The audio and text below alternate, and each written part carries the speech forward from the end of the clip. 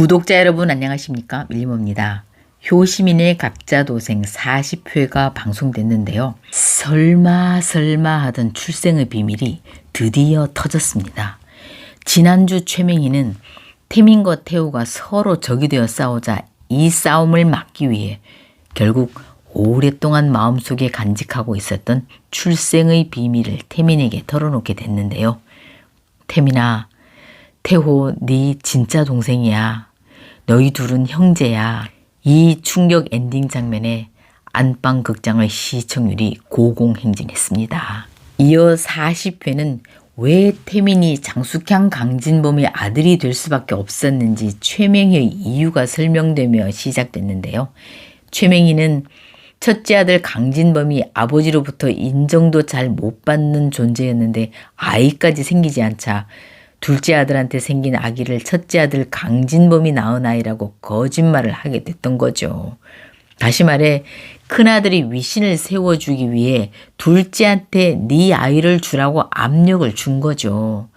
아마 강근만이나 최맹희의 성격으로 봐서 아들이나 며느리들이 그 뜻을 거역하긴 힘들었을 거라고 봅니다. 사건의 전말을 들은 태민은 괴로운 마음에 회사도 가지 않고 연락 두절한 채 작은어머니 서민정이 운영하던 갤러리로 찾아가 두 분이 사진 앞에서 무릎을 꿇고 죄송합니다를 연발하며 오열합니다.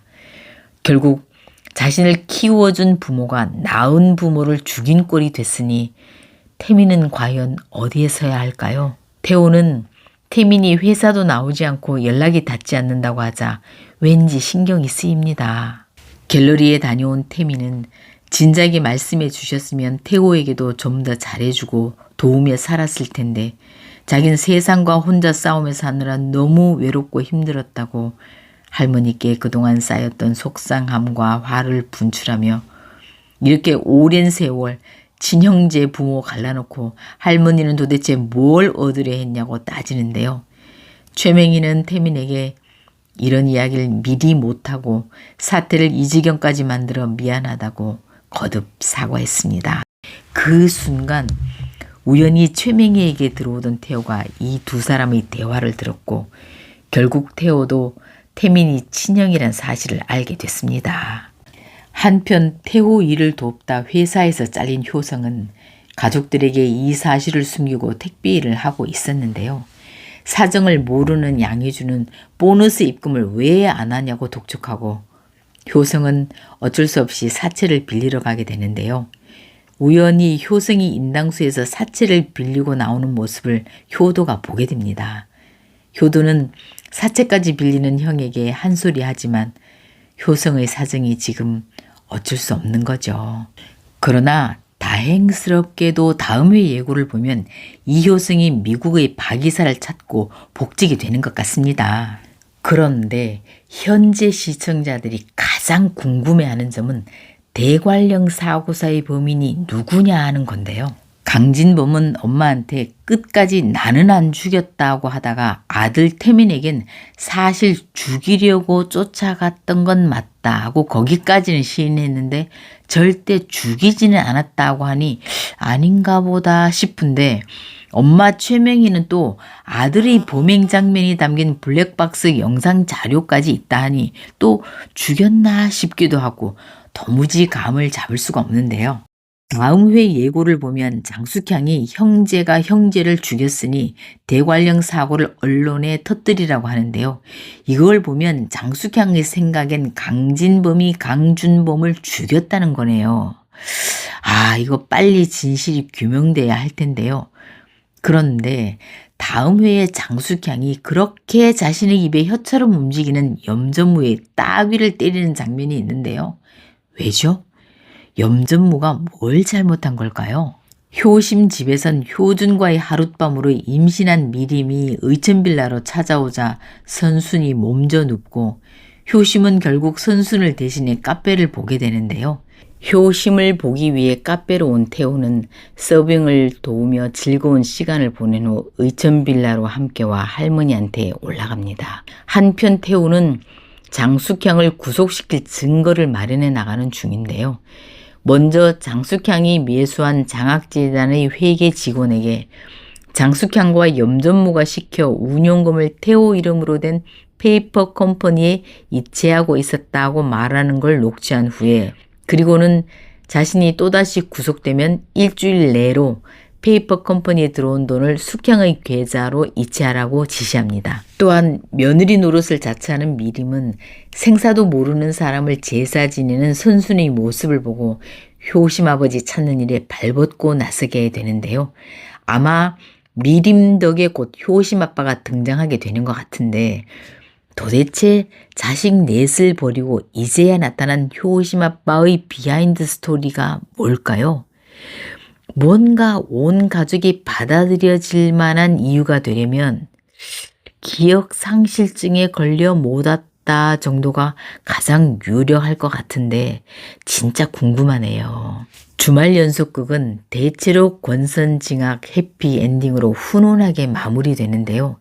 이 드라마에서처럼 형제를 죽인다든가 시어머니를 감금한다든가 자식과 가정을 내팽개치고 25년 동안 연락이 두절된 상태로 있었다든가 이런 건 훈훈하게 마무리되기엔 좀 어려운 소재라 알고 보니 그게 아니었다 하는 뭔가 반전이 있지 않을까 싶네요. 이제 태민에 이어 태호까지 알게 된 출생의 비밀로 인해 두 사람의 행보가 어떻게 달라질지 다음 회가 정말 기다려집니다.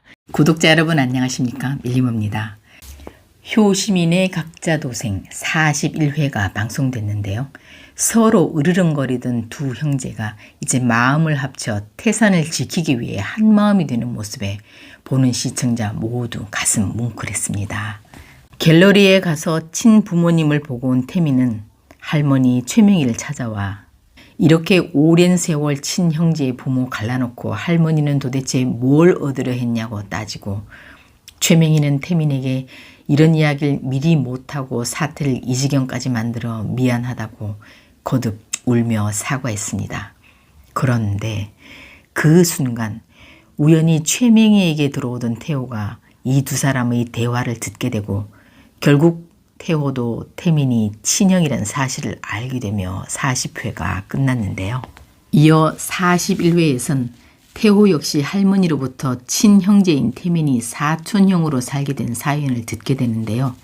최명희는 당시 상황을 설명하며 네 엄마한테 못할 짓 했다며 태호에게 사과했습니다. 당시 안 그래도 눈밖에 난 강진범이 아이까지 생기지 않자 둘째 아들 준범이 낳은 아이를 강제로 뺏어 첫째 아들이 아기인 것처럼 속인 거죠. 회상 장면에서 아기를 뺏어오면서도 염 실장에게 잘 돌봐주라는 말보다는 아내자의 울음소리가 담장을 넘지 말라고 전하게 이런 말을 한 거 보면 최명희는 명분을 소중히 여기고 피도 눈물도 없는 냉혈한 분이었던 것 같아요. 이 말을 들은 태호 역시 충격을 받아 넋이 나간 채 집으로 가고 밤늦은 시각 효심의 전화를 받은 태호는 좋은 일인데 당혹스러운 일이 생겼다고 말합니다. 태호는 태민이 사직서를 제출하고 회사에 나오지 않자 가있음직한 장소를 찾아가는데요. 바로 두 형제의 엄마 서민정이 운영하던 갤러리였죠. 태호는 그 갤러리가 넘어간 줄 알았는데 형이 사놨다는 걸 알았다고, 태민은 엄마가 판다는 걸 왠지 사두고 싶어 다른 사람 이름으로 몰래 사놨다고 말했습니다. 어제와 달리 두 사람은 이제 세상 하나밖에 없는 핏줄이 되어 서로 애틋하고 다정한 눈빛으로 서로를 걱정하는 사이가 됐습니다. 태호는 우리가 형제라는 게 당혹스럽긴 하지만 자기가 한 발자국씩 천천히 다가가겠다고 말함으로써 앞으로 두 형제가 힘을 합쳐 태산을 지켜낼 것임을 암시하는 가슴 찡한 장면이었습니다. 한편 효도는 형 효성의 택배 일을 도와주러 갔는데요. 형을 위해 자신이 하나라도 더 하려는 형제의 모습을 보여주는 것 같아 보는 이들의 가슴을 뭉클하게 했습니다. 아마 말썽꾸러기 효도도 이제 정신을 차렸나 봅니다. 그런데 그곳에 염전무가 일당들을 데리고 나타나 효성이 박이사와 연락되는 거 아니냐며 사실을 부르라고 협박하는데요. 효성이 고분고분하지 않자 염전무는 두 형제를 흠씩 패고 돌아갑니다. 효성은 동생의 효도 덕분에 무사히 부축을 받으며 집으로 오는데요. 그제서야 효도를 통해 온 가족은 효성의 현 상황을 듣고 놀라게 됩니다. 아마 이 일을 계기로 허영심 많은 와이프 양혜주도 싸가지 딸 루비도 바뀌게 될 것 같습니다. 한편 이효성은 미국 박이사의 행방을 찾았다고 태호에게 전화하고 태호는 연신 고맙다며 곧 복직시켜주겠다는 약속을 합니다.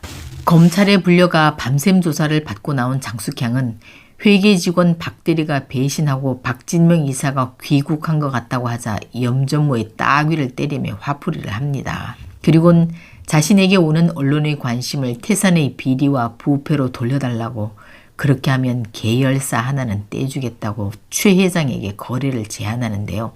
최 회장은 이 사실을 바로 최명희에게 알려줍니다. 그런데 최수경은 자신은 내일 미국으로 간다면서 앞으로 이런 사태가 터질지도 모르니 대비하라고 고맙게도 태민과 태호에게 알려줍니다. 혹시 훗날 태민과 잘 되지 않을까요? 그런데 대관령 사고사의 주범으로 주목받고 있는 강진범은 본인은 안 죽였다라고 일관하고 있는데요. 저는 진짜 죽이지 않았고 어떤 말 못할 비하인드 스토리가 있어 보입니다. 그렇게 생각하는 이유는요. 박코치가 딸 가은이가 가수 되는 걸 반대하자 최명희가 박코치를 불러 자신은 자식들이 뭘 좋아하는지 물어보지도 않고 키웠다고 후회하며 아이가 좋아하는 걸 시켜주라고 조언하는 장면이 있었는데요. 아마 둘째 아들 강준범도 회사 경영에 뜻이 없어서 엄마 몰래 형의 도움을 받아 외국에서 살고 있는데 진범이 아무에게도 말하지 않고 그 비밀을 잘 지켜주고 있는 게 아닐까 예상해 봅니다. 이제 태민, 태호 두 형제가 힘을 합쳐 태산을 지키기 위해 애쓰는 모습이 나오는데요. 태호는 회사를 지키기 위해 고군분투하는 카리스마 넘치는 형 태민의 모습을 보면서 든든하고 존경의 눈빛으로 바라봅니다. 선수는 미림이 만들어 가져온 AI로 만든 남편의 초상화를 보고 대성통곡을 하더니 효준이나 효심이 결혼 때 아버지 자리에 있으면 좋지 않겠냐고 마음을 바꾸어 남편을 찾는 데 동의합니다. 며칠 후 드디어 실종자 수사대의 도움을 받아 효심 아빠 이출연이 살고 있는 집을 알아낸 미림은 효심과 함께 그 집을 찾아가며 41회가 막을 내렸는데요. 다음 회에 과연 효심 아빠 이출연을 찾는지, 왜 그동안 자식 넷을 낳고 살면서 돌아오지 않았는지 우리들이 납득될 만한 이유를 들을 수 있을까요? 다음 회가 정말 궁금해집니다. 여기까지 들어주시고 항상 구독, 좋아요로 따뜻한 응원 보내주셔서 감사합니다.